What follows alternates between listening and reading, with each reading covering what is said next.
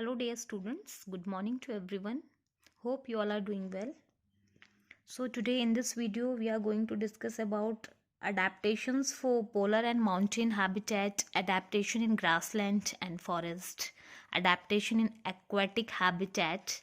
So, all these topic we are going to cover in this video. So, in our previous video, we have already discussed about adaptation for desert habitat. Now, if we talk about adaptation for polar and mountain habitat, we know that the polar regions are mostly covered with snow, right? There may also be snowfall on the mountain during the winter. So, the plants and animals which are found in polar region get adapted towards such conditions. Now, if we talk about plants, so in mountain and polar region, the trees are cone shaped like this. Okay, cone shaped with sloping branches. Many of them have sharp needle like leaves, and these features help the snow to slide off easily. Now, if we talk about animals in polar region and mountain habitat, the animals like polar bear have very thick fur which protect them from cold. As I earlier told you about this, polar bear have thick fur which protect them from the cold. Penguin have a layer of waterproof feather. They also have a thick layer of fat under the skin which regulate their body temperature. They also stay in group to keep themselves warm. And many other animals like yak, leopard living on mountain habitat also have thick skin or fur used to protect themselves from cold.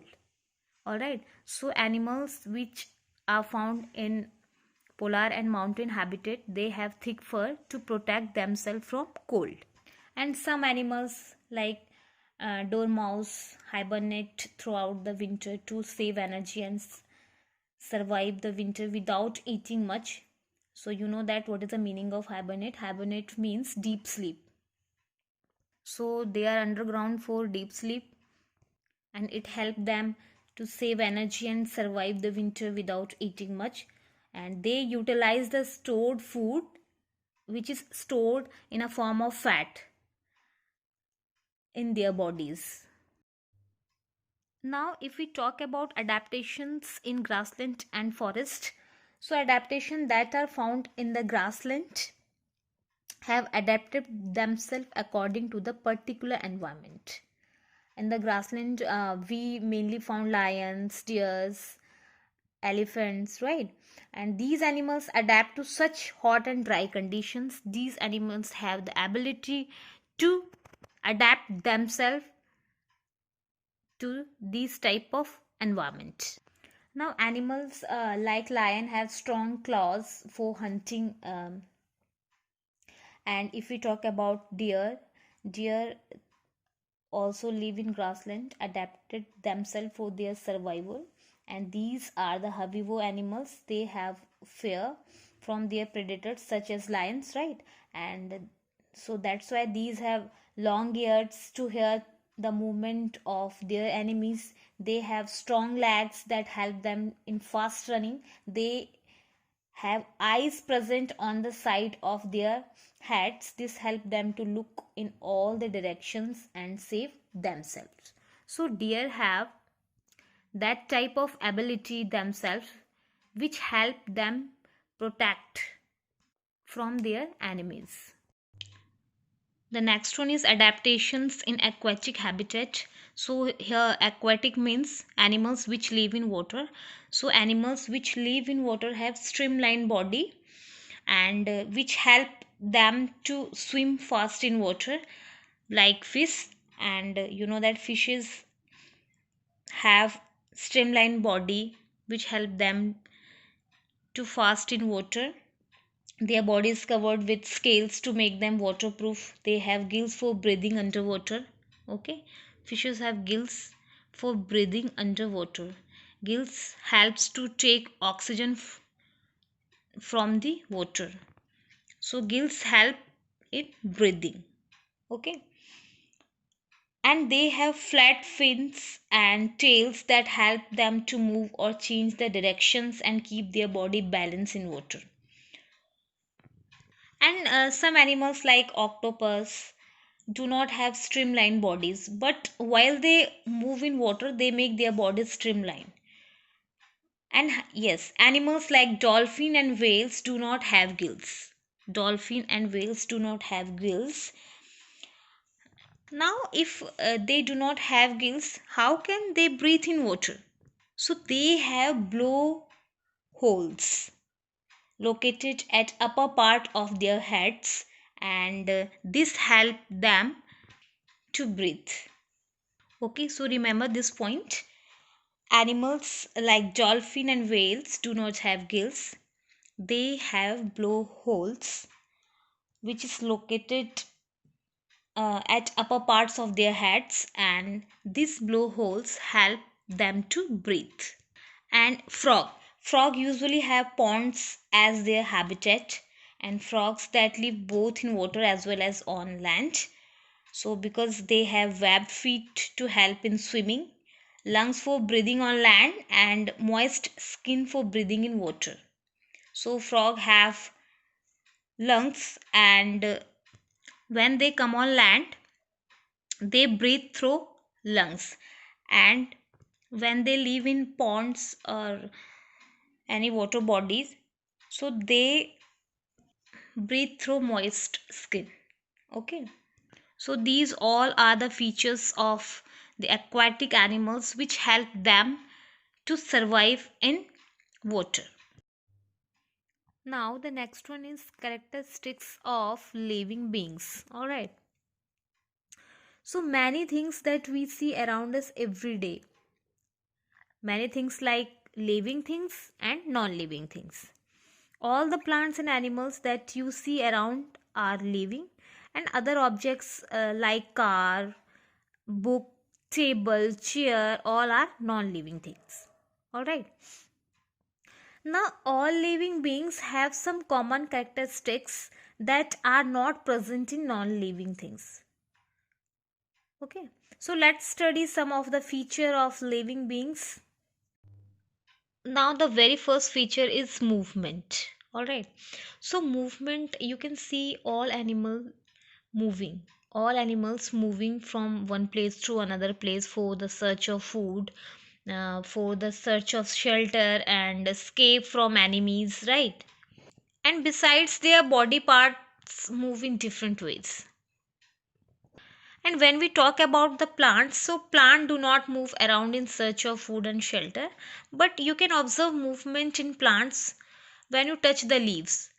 If you touch the leaves of touch me not plant, you can see the movement in leaves of this plant.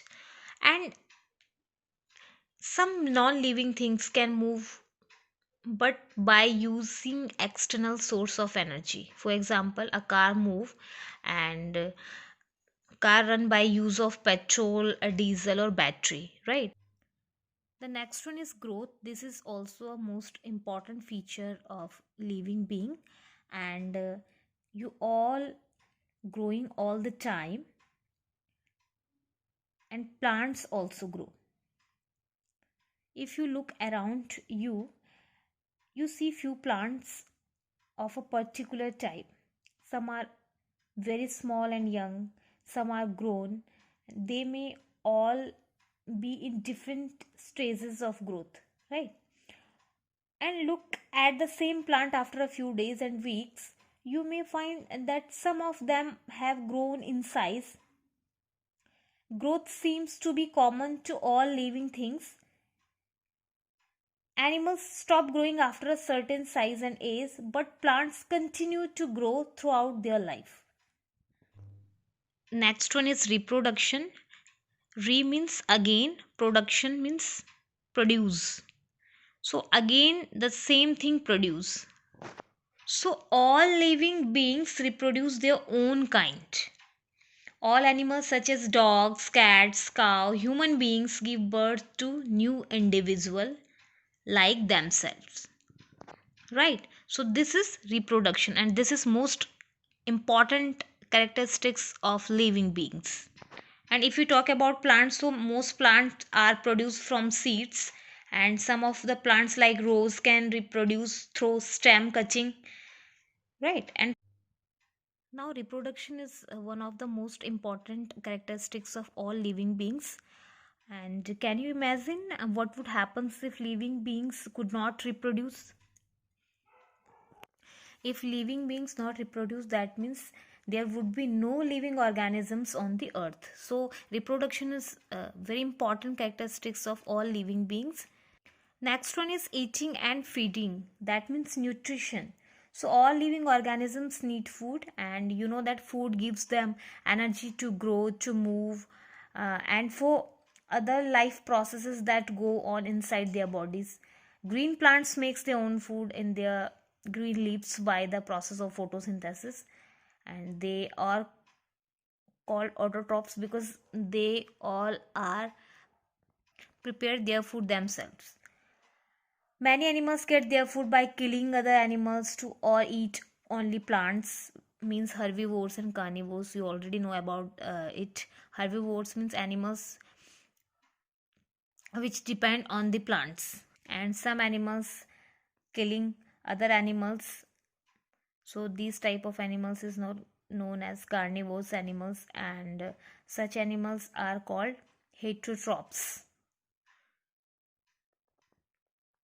All animals are heterotrophs because all are depend on the plants, on the other animals, so all are heterotrophs. Only plants is autotroph.